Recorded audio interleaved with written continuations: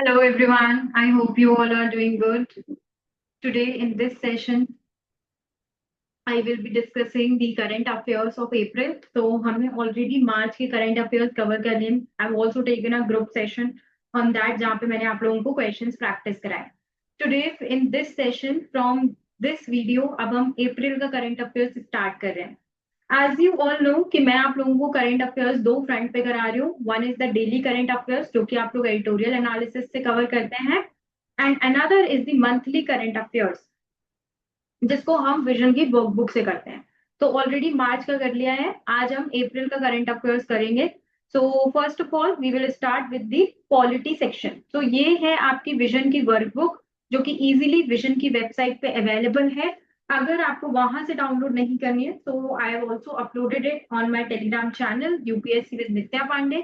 आप वहां से भी इसको ले सकते हैं. ओके, तो चलिए इसका पहले मैं आप लोगों को इंडेक्स दिखा देती हूँ. It is basically vision workbook is just a summarised shorter form of the vision magazine. ये मुझे बेटर लग रही है कवर करने के लिए, स्पेशली कंसीडरिंग कि मैगजीन करने में आप लोगों को बहुत ज्यादा टाइम लग जाता है, काफी डिफिकल्टी आती है, तो फिर आप लोग ये कवर कर लीजिए. आज जैसे पॉलिटी और गवर्नेंस में हम कुछ टॉपिक्स पढ़ेंगे. Separation of power, assent to state bills, states demand for autonomy, 5 years of स्वामित्व scheme and news in short. तो सेपरेशन ऑफ पावर्स तो काफी इंपॉर्टेंट टॉपिक रहता है आपका. It has been asked several times in the mains examination as well. So basically separation of power का मतलब क्या होता है कि जो डिफरेंट ऑर्गन्स है, लेजिस्लेटिव, एग्जीक्यूटिव और जुडिशरी, सब लोग अपना अपना काम करें और कोई किसी और ऑर्गन के उसमें इंटरफेयर ना करे. जैसे कि एग्जीक्यूटिव बिल ना बनाने लगे, जुडिशरी जाके बिल ना बनाने लगे, पॉलिसी मेकिंग ना बताने लगे. जो कि जुडिशरी का एक कई जगह क्रिटिसिज्म भी होता है जहां पर जुडिशरी को क्रिटिसाइज किया जाता है. फॉर एग्जांपल वो बता रही है कि इंटरनेट होना चाहिए जगहों पे, ओके, या फिर कहीं पे अगर जुडिशरी लिखकर बैन लगा रही है. तो policy making is the task of legislature and not the judiciary. India में जो सेपरेशन ऑफ पावर है ये चेक्स और बैलेंसेस के साथ आ रहा है. हम ये मेंटेन करते हैं कि कोई ऑर्गन किसी के दूसरे ऑर्गन के फंक्शंस में इंटरफेयर ना करे. फॉर एग्जांपल जैसे कि आर्टिकल 50 है which talks about separation between judiciary and the executive. On the other hand हम ये भी देखते हैं कि एक ऑर्गन दूसरे ऑर्गन पे चेक रखे, क्योंकि अगर सारी पावर किसी एक ऑर्गन के पास जाएगी, ठीक है, तो उससे क्या होगा, एक तो सेंट्रलाइजेशन आएगा, पता नहीं चलेगा कि कौन क्या काम कर रहे हैं. तो हम इसमें चेक भी रखते हैं. फॉर एग्जाम्पल जो लेजिस्लेचर है वो चेक कर सकता है कि एग्जीक्यूटिव क्या काम कर रहा है, कितना काम कर रहा है, through question hour, through zero hour, through no confidence motion, through adjournment motion etcetera. तो अभी यहाँ पर ये क्यों था न्यूज में, क्योंकि हमारे वाइस प्रेसिडेंट ने बात किया है कि एक क्लियर सेपरेशन ऑफ पावर होना चाहिए. Overlap among the legislature, executive और जुडिशरी, कहीं ना कहीं एक ओवरलैप आ जाता है. जैसे कि कोई केस अगर पीआईएल के थ्रू जुडिशरी में जा रहे हैं तो वहां पर जुडिशरी पॉलिसी मेकिंग के पे आ जाती है. तो इसी तरह की बातें वाइस प्रेसिडेंट बोल रहे हैं कि जिस ऑर्गन का जो काम है उसको वही करना चाहिए. तो सेपरेशन ऑफ पावर का क्या हो गया कि demarcation of authorities and duties between three branches of government, legislature, executive और जुडिशरी. ओरिजिन अगर हम देखें तो इसका ओरिजिन हुआ है एरिस्टोटल से. ओके, तो एरिस्टोटल से हमने इसका ओरिजिन देखा है जहां पर उन्होंने क्लासिफाई किया था.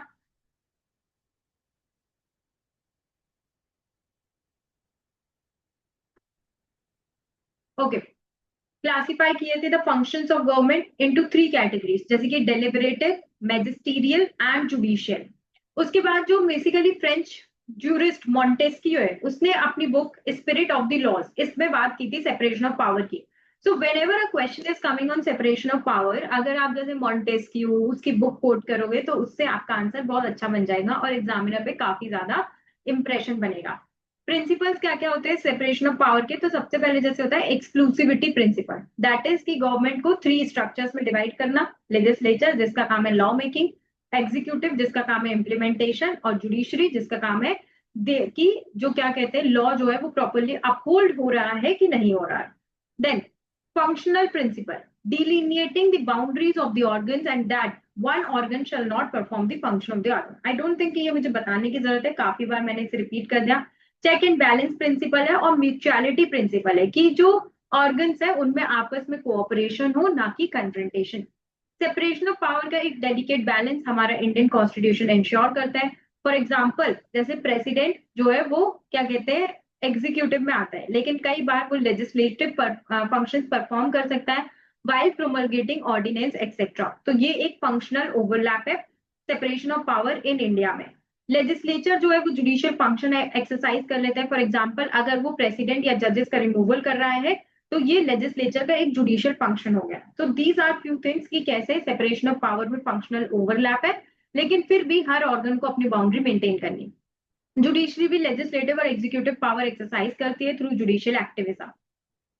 Separation of power is a part of basic structure, ये सुप्रीम कोर्ट ने भी बोला है, तो इसको सभी ऑर्गन्स को मेंटेन करके रखना है। कॉन्फ्लिक्ट क्या क्या रहता है, जैसे कि अगर जुडिशरी इंटरवेन कर रही है in the role of executive और लेजिस्लेचर उनको बता रही है कि आपको क्या करना है, तो ये कॉन्फ्लिक्ट आ जाता है ऑर्गन्स में। लेजिस्लेटिव एनक्रोचमेंट कब आता है, फॉर एग्जाम्पल जैसे लेजिस्लेचर बना रही है कि जुडिशियल अपॉइंटमेंट कैसे होंगे एक्सेट्रा। एग्जीक्यूटिव ओवर रीच, अगर एग्जीक्यूटिव की मेजोरिटी है in bodies like tribunals etcetera, या फिर बार बार फ्रीक्वेंट प्रोमलगेशन ऑफ ऑर्डिनेंसेस। ऑर्डिनेंस क्या है, इमरजेंसी सिचुएशन के लिए, लेकिन अगर उसका फ्रीक्वेंट प्रोमलगेशन हो रहा है तो that can create a conflict. Ultimately conclusion यही रहेगा कि सब ऑर्गन्स अपना काम ठीक से करें, तो किसी को किसी के काम में इंटरफेयर करने की जरूरत नहीं पड़ेगी। I think there is a justice जिन्होंने ये बोला था कि अगर लेजिस्लेचर और एग्जीक्यूटिव गवर्नेंस वैक्यूम ना आने दें, वो अपना काम ठीक से करें, तो जुडिशरी को भी इंटरफेयर करने की जरूरत नहीं पड़ेगी। तो इस तरह से हम सेपरेशन ऑफ पावर को समझ सकते हैं। Next is assent to state bills. तो रिसेंटली क्या हुआ कि सुप्रीम कोर्ट ने एक केस में, that is state of Tamil Nadu versus the governor of Tamil Nadu, directions ensure किए हैं कि बिल्स का टाइमली अप्रूवल हो जाए जो कि स्टेट लेजिस्लेचर पास कर रहा है। तो गवर्नर को जैसे कई बार बोला जाता है हैंड ऑफ द सेंटर, तो अगर स्टेट कोई बिल पास कर रहा है उसको गवर्नर काफी देर तक टाइमली अप्रूव ही नहीं कर रहे, तो इसके लिए सुप्रीम कोर्ट ने बोला अगेन, ये देखो सेपरेशन ऑफ पावर में आ जाएगा कि जुडिशरी बता रहे कि एग्जीक्यूटिव क्या करे। Supreme Court exercised its inherent powers under Article 142 of the Constitution, जो कि एम्पावर करता है सुप्रीम कोर्ट को कि वो एक डिक्री या ऑर्डर पास कर सकता है फॉर डूइंग कंप्लीट जस्टिस। तो जो हमारे कॉन्स्टिट्यूशन में आर्टिकल 142 है वो बोलता है कि सुप्रीम कोर्ट कंप्लीट जस्टिस करने के लिए कोई भी डिक्री और ऑर्डर पास कर सकता है। तो उसी के अंडर सुप्रीम कोर्ट ने अपनी ये पावर एक्सरसाइज की और ये ऑर्डर उन्होंने दे दिया है governor of Tamil Nadu. Constitutional provisions क्या है regarding assent to the state bill. तो गवर्नर अगर हम देखें अंडर आर्टिकल 200 ग्रांट कर सकता है, विदहोल्ड कर सकता है या फिर रिटर्न कर सकता है रिकंसिडरेशन के लिए। मनी बिल्स को रिटर्न नहीं किया जा सकता है, बाकी किसी भी बिल को आप रिकंसिडरेशन के लिए रिटर्न कर सकते हैं। रिजर्व भी कर सकता है गवर्नर प्रेसिडेंट के कंसिडरेशन के लिए। अगर कोई बिल रिजर्व कर लिया है गवर्नर ने प्रेसिडेंट के एसेंट के लिए, तो प्रेसिडेंट या तो उसे ग्रांट करेगा, विदहोल्ड करेगा या अगेन रिटर्न फॉर रिकंसिडरेशन। अगर रिकंसिडरेशन के लिए रिटर्न किया गया है तो legislature must act with in 6 months after reconsideration, और उसके बाद भी प्रेसिडेंट के पास पावर है कि वो एक्सेप्ट करेगा या रिजेक्ट करेगा। ओके, आप लोगों की काफी क्वेरीज आ रही है कि आपको समझ नहीं आ रहा है कि इसमें क्या पढ़े, तो देखो एक बात समझो, ऑलरेडी 60-70 पेज की पीडीएफ हो गई है, ठीक है। हमारे टाइम पे तो 120 पेज की पढ़नी पड़ती थी, तो अब ये 60-70 की हो गई है, तो ये सारे पेज पढ़ने हैं, पूरा कंटेंट पढ़ना है, सब कुछ समझना है और सब कुछ याद करना है, कुछ भी ऐसा नहीं है कि क्या स्किप करना है etcetera. Okay, unlike the governor, the president is not obligated to give assent to a reconsidered bill. तो ये डिफरेंस है between the giving of assent to bills between president and governor। अगर कोई रिकंसिडर्ड बिल गवर्नर के पास जा रहा है तो उसको असेंट देनी पड़ेगी, बट अगर प्रेसिडेंट ने रिकंसिडरेशन के लिए भेजा और दोबारा से वो जा रहा है प्रेसिडेंट के पास, तो प्रेसिडेंट को ऐसा कुछ नहीं है कि उसे दोबारा से उसे असेंट देनी ही पड़ेगी। की हाईलाइट्स ये है कि जुडिशरी ने बोला है, सुप्रीम कोर्ट ने बोला है कि ये अगर गवर्नर किसी बिल पे बहुत दिनों तक एक्ट नहीं कर रहे तो इस इनएक्शन को अनकॉन्स्टिट्यूशनल माना जाएगा। क्यों अनकॉन्स्टिट्यूशनल माना जाएगा? क्योंकि गवर्नर के पास कोई पॉकेट या एब्सोल्यूट वीटो नहीं है। देयर इज नो पॉकेट और absolute veto available to the governor और प्रेसिडेंट। इन केस गवर्नर और प्रेसिडेंट इन एक्शन एग्जिबिट करते हैं तो उस केस में स्टेट गवर्नमेंट जो है वो रिट ऑफ मैंडमिस, मैंडमिस का मतलब क्या होता है, जहाँ पे सुप्रीम कोर्ट किसी अथॉरिटी को कमांड कर रहा है कि ऐसा काम करो, तो वो स्टेट गवर्नमेंट जो है मैंडमिस लेके आ सकती है किसी कॉम्पिटेंट कोर्ट से कि ये देखो गवर्नर अपना काम नहीं कर रहा है इतने दिनों से, तो उसको सुप्रीम कोर्ट कमांड कर सकता है। गवर्नर जो है वो री इनेक्टेड बिल को प्रेसिडेंट के असेंट के लिए रिजर्व नहीं कर सकता है। The bill can be reserve for the president assent in the first instance itself, exception अगर सेकेंड राउंड में वो मटेरियली डिफरेंट है फर्स्ट इंस्टेंस से, तो फिर उसे गवर्नर रिजर्व कर सकता है, अदरवाइज नहीं कर सकता है।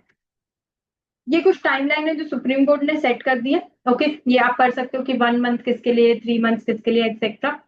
गवर्नर के पास एब्सोल्यूट डिस्क्रिशन नहीं है अंडर आर्टिकल 200 और उसको मैंडेटली अबाइड करना है by advice tendered by the council of ministers, except कुछ सिचुएशंस में जहां पे स्टेट बिल जो है वो हाई कोर्ट की पावर डेरोगेट कर रहा है और will not become effective without assent of president.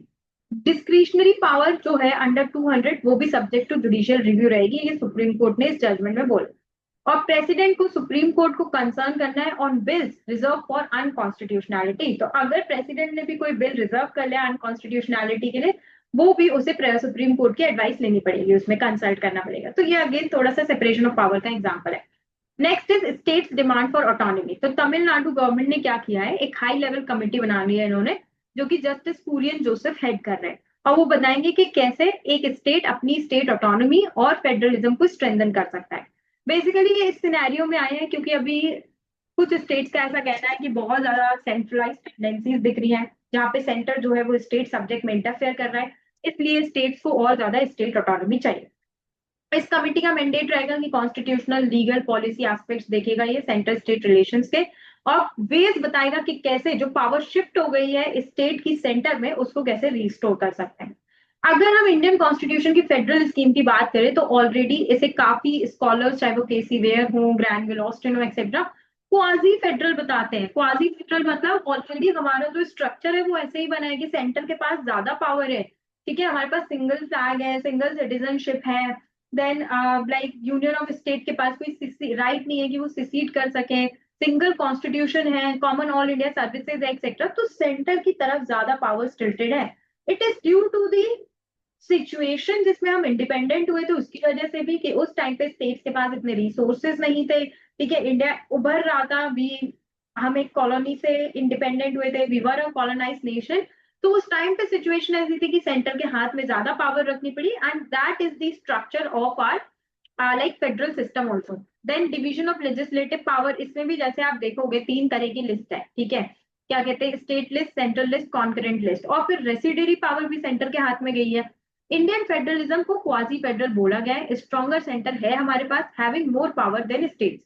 India ने सेंट्रलाइज फेडरलिज्म क्यों अडॉप्ट किया, ताकि उस टाइम पे अगर आप देखोगे, so I think there were somewhere around 562 और 563 प्रिंसली स्टेट्स, सब अपना अलग अलग जाना चाह रहे थे। तो उस टाइम पे अपनी नेशन की यूनिटी और इंटीग्रिटी को प्रिजर्व करने के लिए हमको एक सेंट्रल अथॉरिटी चाहिए थी। देन क्योंकि हम एक कॉलोनी थे, ठीक है, इंडिपेंडेंट हुए, हम इतने रिसोर्सेज नहीं थे, तो सबके बीच में इक्वल डिस्ट्रीब्यूशन हो सके वेल्थ का, इसलिए भी एक सेंट्रल अथॉरिटी की नीड थी। Promoting core constitutional values of justice, parliamentary democracy, liberty etcetera, ये भी एक स्ट्रॉन्ग सेंटर के थ्रू ही हो पाता, वरना राजा महाराजा ये सब लोग थे, ठीक है, कोई कहता हम तो अपनी मोनार्की चलाएंगे, तो that then uniformity of laws होना चाहिए एक्सेट्रा।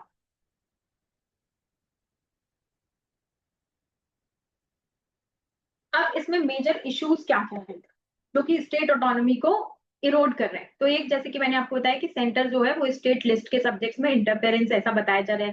फॉर एग्जांपल यूजीसी के ड्राफ्ट रेगुलेशंस हो गए, तमिलनाडु ने जैसे NEET for entry to medical colleges, इसको क्या कहते हैं, अपोज किया। Centralisation fiscal powers, taxation delays हो जाते हैं, जीएसटी आने के बाद वैसे ही स्टेट्स के पास कम पावर है। यूनिफॉर्म पॉलिसीज, तो स्टेट्स का कहना ऐसा है कि सेंटर जो है वो एक सी पॉलिसीज लगा रहा है, स्टेट डाइवर्सिटी को इग्नोर कर रहा है। इंस्टीट्यूशनल चेक्स नहीं है, प्लानिंग कमीशन एग्जीक्यूटिव ऑर्डर से आया, कॉन्स्टिट्यूशनल अकाउंटेबिलिटी नहीं है, गवर्नर डिले कर रहा है असेंटिंग टू स्टेट बिल्स, तो ये सब सेंट्रलाइजेशन ऑफ पावर दिखा रहा है, सेंट्रल के हाथ में ज्यादा power, eroding states autonomy. Increasing instances of centralisation, जहां पर जैसे कि कई बार ऐसा इंस्टेंसेस हमें देखे गए हैं कि गवर्नर ऑफ तमिलनाडु, ठीक है, टाइमली असेंट नहीं दे रहा है। फिर West Bengal oppose central bureau investigations without state consent. Key initiatives क्या क्या हो सकते हैं, जैसे कि इंटर स्टेट काउंसिल, जहाँ पे सेंटर स्टेट सब मिनिस्टर्स वगैरह साथ में आके डिस्कस कर रहे हैं कि कैसे चीजों को कर सकते हैं। प्लानिंग कमीशन की जगह हम लेकर आए नीति आयोग, ओके, जो और ज्यादा cooperative federalism, state participation, tax devolution बढ़ा दिया। 14 फाइनेंस कमीशन ने 32% से 42% कर दिया। जीएसटी काउंसिल ले आए, जहाँ पे जीएसटी से रिलेटेड कोई भी इश्यूज है तो आ जाओ साथ में बैठ के डिस्कस करते हैं। सेंट्रली स्पॉन्सर्ड स्कीम्स कम कर दी और डिसेंट्रलाइजेशन पे फोकस किया। और क्या वेज हो सकते हैं, तो जैसे कि हम सरकारिया, जब भी central state relation, Sarkaria, Punchhi commission, national commission to review the working of the constitution, ये सब पॉइंट्स आपको लिखने चाहिए। ओके, तो सरकारिया कमीशन क्या बोल रहा है, जैसे कि रेसिड्यूरी पावर्स एक्सेप्ट टैक्सेशन आप कॉन्करेंट लिस्ट में डाल दो, और यूनियन अगर किसी भी कॉन्करेंट लिस्ट सब्जेक्ट पे लॉ बना रहे तो आप पहले सेंटर के सॉरी स्टेट्स को कंसल्ट कीजिए। इक्विटेबल डेवलपमेंट, जैसा कि पंची कमीशन ने बोला है कि फाइनेंशियल ट्रांसफर्स ऑब्वियसली जो अंडर डेवलप्ड स्टेट है, जिनके पास ऑलरेडी इतने रिसोर्सेज नहीं है, उनको थोड़ा आप ज्यादा दो, फिजिकल ह्यूमन इंफ्रास्ट्रक्चर बूस्ट करें। अगर ये सब इश्यूज नहीं होंगे, हर स्टेट में डेवलपमेंट होगा, तो कोई कॉन्फ्लिक्ट ही नहीं आएगा। इंटर स्टेट काउंसिल को आप यूज कीजिए, जैसा कि वेंकटचलैया कमीशन ने सजेस्ट किया, coordination, policy consensus etcetera. Last में हम इसे कंक्लूड कर सकते हैं कि जैसे कि अन्ना दुराई ने बोला है, through mutual goodwill and understanding एक फ्रिटर्नर और बेनिफिशियल नेक्सस हमको बनाना पड़ेगा। तो आज की वीडियो में हम यही 3 टॉपिक्स पढ़ेंगे। Rest of the topics we will be doing in the next video. Thank you for watching this.